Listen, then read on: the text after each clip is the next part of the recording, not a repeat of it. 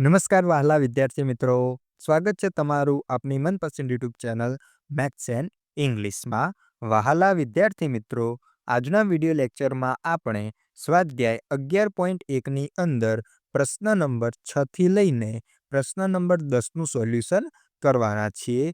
જો વિદ્યાર્થી મિત્રો તમે હજુ સુધી આપણી યુટ્યુબ ચેનલ મેથ્સ એન્ડ ઇંગ્લિશને સબસ્ક્રાઇબ ન કરી હોય તો સૌપ્રથમ ચેનલને સબસ્ક્રાઇબ કરી દેજો તથા આ વિડીયોને લાઈક પણ કરી દેજો. તો ચાલો સોલ્યુશનની શરૂઆત કરીએ. પ્રશ્ન નંબર 6.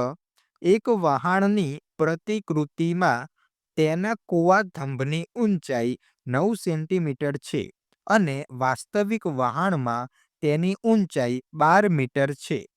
હવે જો વહાણની લંબાઈ 28 મીટર હોય તો તેની પ્રતિકૃતિની લંબાઈ શોધો. ઉકેલ જુઓ. 12 મીટર જો વાસ્તવિક ઊંચાઈ હોય તો 9 સેન્ટીમીટર પ્રતિકૃતિની ઊંચાઈ આપણને આપેલી છે. હવે આપણને એવું કીધું છે જો 28 મીટર વાસ્તવિક ઊંચાઈ કરીએ તો કેટલા સેન્ટીમીટર પ્રતિકૃતિની ઊંચાઈ થશે? તો 28 ગુણ્યા 9 ભાગાકારમાં 12 તો આપણને મળશે 21 સેન્ટીમીટર. આમ પ્રતિકૃતિની લંબાઈ 21 સેન્ટીમીટર થશે. ત્યારબાદ પ્રશ્ન નંબર 7 જોઈએ. જો 2 કિગ્રા ખાંડમાં રહેલા સ્ફટિકોની સંખ્યા 9 ગુણ્યા 10⁶ છે તો નીચે દર્શાવેલ જથ્થામાં કેટલા સ્ફટિકો હશે?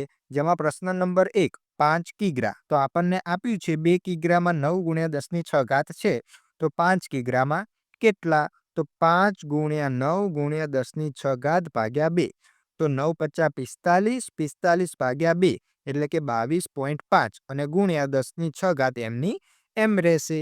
હવે બીજો દાખલો 1.2 કિગ્રા, તો 2 કિગ્રાએ 9 ગુણ્યા 10⁶ સ્ફટિક, તો 1.2 કિગ્રાએ કેટલા? તો 1.2 ગુણ્યા 9 ગુણ્યા 10⁶ ભાગાકારમાં આવશે 2 તો આપણને જવાબ મળશે 5.4 ગુણ્યા 10⁶ સ્ફટિકની સંખ્યા.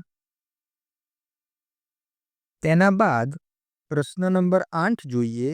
રશ્મિ પાસે 1 સેન્ટીમીટર બરાબર 18 કિલોમીટર પ્રમાણમાપ ધરાવતો એક સડક માર્ગનો નકશો છે.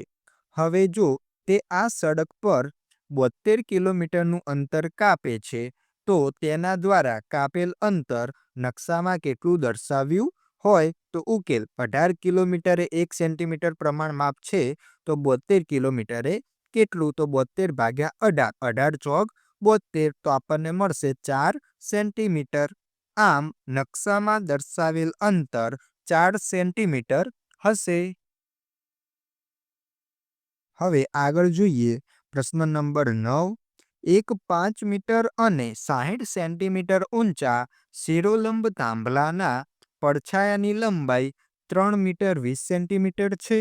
આ જ સમયે પ્રશ્ન નંબર 1.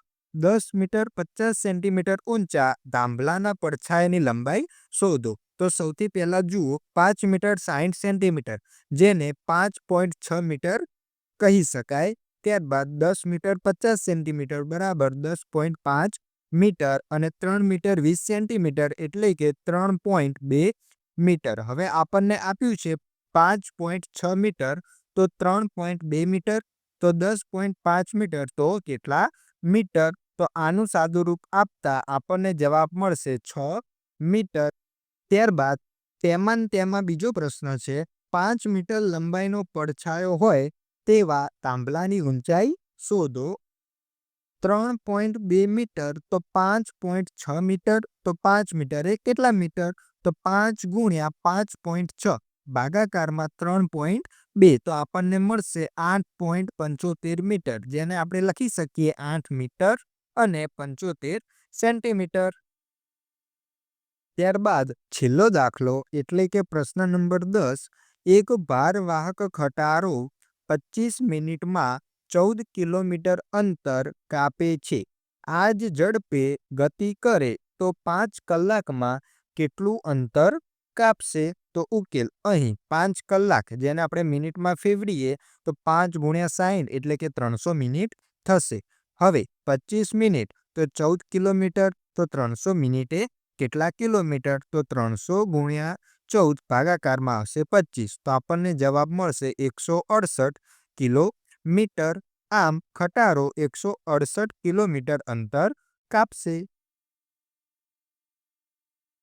તો વિદ્યાર્થી મિત્રો, અહીં આપણે સ્વાધ્યાય 11.1ના તમામ પ્રશ્નોનું સોલ્યુશન પૂર્ણ કરીએ છીએ. મળીશું એક નવા વિડીયો સાથે.